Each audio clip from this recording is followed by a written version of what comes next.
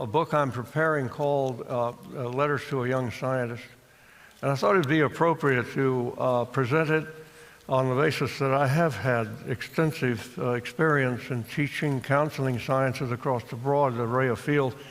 And you might like to hear some of the principles that I've developed in doing that teaching and counseling. So I found out that in science and all its applications, what is crucial is not that technical ability, but it is imagination and all of its applications.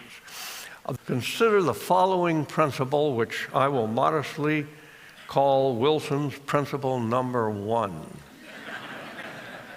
It is far easier for scientists, including medical researchers, to acquire needed collaboration in mathematics and statistics than it is for mathematicians and statisticians to find scientists able to make use of their equations. Wilson's second principle.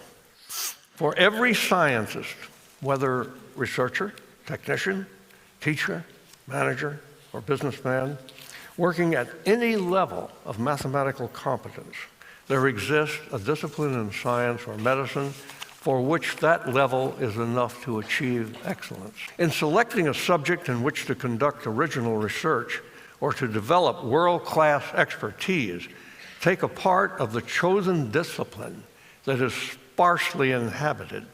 Judge opportunity by how few other students and researchers are on hand.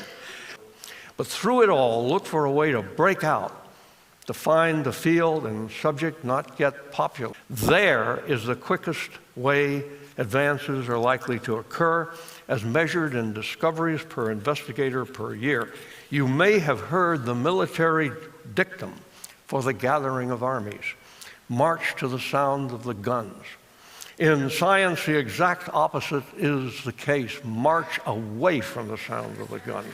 So Wilson's principle number 3, march away from the sound of the guns, observe from a distance, but do not join the fray. Make a fray of your own.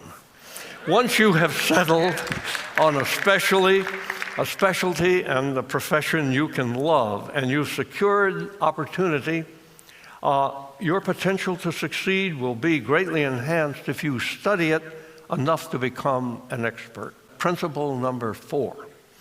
In the attempt to make scientific discoveries, every problem is an opportunity, and the more difficult the problem, the greater will be the importance of its solution. The final principle I'm going to offer you. For every problem in a given discipline of science, there exists a species or entity or phenomenon ideal for its solution. And conversely, for every species or other entity or phenomenon, there exist important problems for the solution of which those particular objects of research are ideally suited. Find out what they are. You'll find your own way to discover, to learn, to teach. The decades ahead will see dramatic advances in disease prevention, general health, the quality of life. All of humanity depends on the knowledge and practice of the medicine and the science behind it you will master. You have chosen a calling that will come in steps to give you satisfaction at its conclusion of a life well lived. And I thank you for having me here tonight.